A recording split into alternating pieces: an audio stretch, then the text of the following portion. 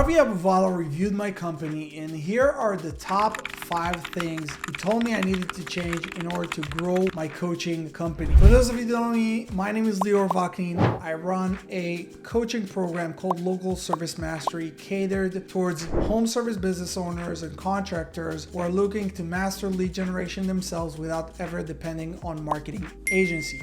Now, as a coach myself, I obviously use a lot of other coaches to help me grow and scale my company. I've joined Ravi Abuvala's scaling school program. And for those of you who don't know who Ravi Abuvala is, he's an 8-figure coach and entrepreneur, a very talented guy.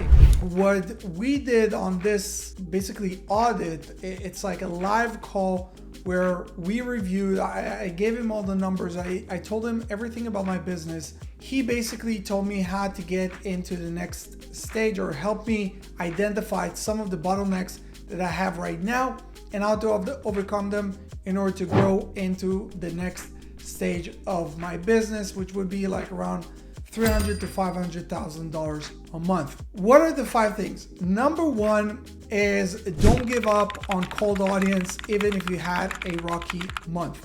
I know that a lot of us, especially, coaches and entrepreneurs and business owners, we're always looking to get this immediate ROAS, return on ad spend. When we talked about how long does it take for people from the minute they learn about me and my program to the minute that they sign, I told them like the truth. It's like sometimes it could take them a year or even 2 years plus before they're ready to pull the trigger. And what he shared with me is like, listen, Lior, this is something that's actually more common than you think. Even though everyone likes to track the 30-day, 60-day, 90-day ROAS, return on ad spend, and optimize their ad campaign, but this is not really the way it looks. And so last month, I spent a lot of money on cold audience, but the return on ad spend was like barely like 2x, something like that. So it's like really, really bad. And so I basically decreased it, and he told me, listen, it's super normal for you to see this, but you just need to believe that it will work out, because you always need to feed out the retargeting campaigns.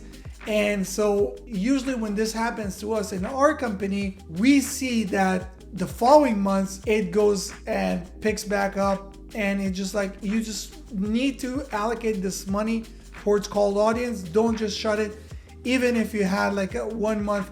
To be honest, this is also something that I oftentimes tell my students in my program, but especially if you're dealing with, like high numbers of, like a lot of money, it can get a little bit challenging to handle your emotions or your impulses to really decrease the campaign. So that's number 1. Keep on feeding the cold audience, because even if you have, like a week, a month, like you just want to feed the beast and feed the system. That's number 1. Number 2, increased volume is often easier than improving people's performance. One of the challenges that I'm currently facing is with my sales rep, with my sales manager. He's not that consistent. And so in my view, man, if I can help get him from, let's say, 15 to 20% closing rate to 40 just with the amount spent, I'll be able to double the revenue of the business. And so what he shared with me, which is something that I found very valuable, is that it's oftentimes much easier to fix systems and to fix things that are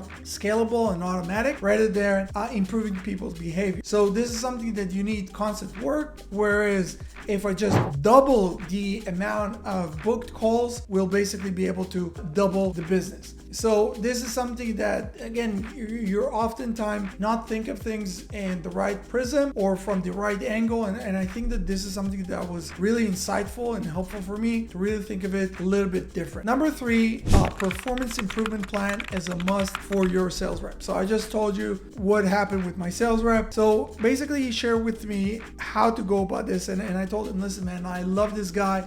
I really want him to grow with me. I want him to grow with the company. I don't want to let go of it. And so he shared with me a framework that he uses, which called the performance improvement plan, which basically you sit down with your sales rep and you're sharing with them, hey, listen, here are the numbers. Currently for the business, it doesn't make sense for us to keep with these bad numbers. So basically what we're going to do is we're going to build out a plan for the next 30 days. And over the next 30 days, I want you to increase in X amount in your performance. If by the end of these 30 days, we see that nothing happened, there's no improvement, no harm, we just both feel like this won't be the right path for you in this company. Doesn't mean that you're bad rep, it doesn't mean anything. It just means that this is not the opportunity for you, and I don't want to hurt you and your potential, and I don't want to hurt the business. And I feel like it's such a fair way of putting it, that this is exactly, by the way, what I did. I immediately took action, even though it was a little bit of a challenging talk to have with someone that you cherish and you love. But my guy, like my rep, totally understood, and he really decided to step up, and I really hope that it will help him improve his performance. But even if not, now he's at the point where like we're both understand this is not going to work, because he already been with the company for a few months now, and if this is not going to happen now, like we have to go our own separate way. So this was number 3, performance improvement plan.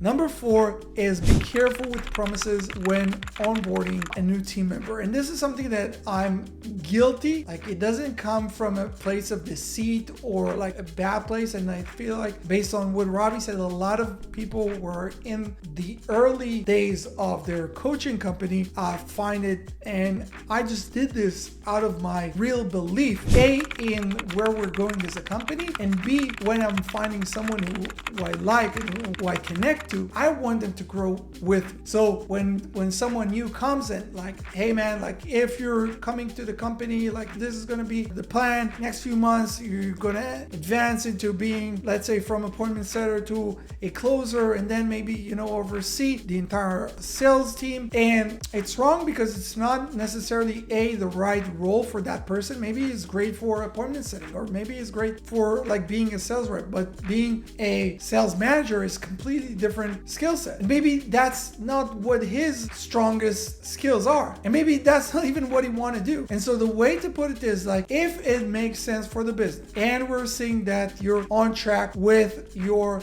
metrics and with the performance that you're putting out, then we can consider. And I think that this is a much more subtle but more professional way to go about it, where you're not over promising and under delivering, but you're still like tying the results that this person is getting with his future within your company. So that's number 4. And number 5 is a more technical thing if you're a coach, but I feel like, especially if you're doing sales and you're the face of the company, so it could be even relevant for you if you're like a service business owner. But it's something that's called like a transfer of trust. Now, a lot of people are booking appointments with us because they see my face on the ads. They feel like, oh, I'm going to speak to Lior. And sometimes when they hop on a call with my sales manager, they'll be, oh, I thought I'll be with Lior. So setting the expectations before the call, whether it's email or SMS or however you want to do it, just giving the people the notion of, hey, this is my guy, this is who you're going to be talking to. And so they kind of get the understanding of who they're going to handle and who they're going to interact with, which is preparing them. And again, transferring that trust from me that they currently have, because they already seen my ad, they already seen my content, and now it's transferring it to them. So it will help them also improve and help them get better closing rate and better performance overall. So this is really my experience. I feel like Ravi is a fucking savage. It kind of hurts your ego when like these guys are like a decade younger than you, and they're just like simply crushing the game. So props to Ravi. If you're in the coaching agency world, look into scaling school or scaling with systems, which is more of his high ticket program. If you want to up your game, if you guys are service business owners and you want to learn how to generate your own leads yourself, well, this is what we do. So you can click the link underneath this video and let me know what you guys thought of this video. Again, this is just a little bit of behind the scene of what a coaching business owner goes through, and not just, all the tips and content that I'm giving out for the service business owners themselves. So I do as I preach. I try to share a little bit about my journey and what's going on within the company. And that's pretty much it. I hope you enjoyed it. Make sure to hit the like, subscribe for more videos like this. Comment, let me know if you like this video so I can make some more content like this for you guys. And I hope to see you guys in the next one. Peace.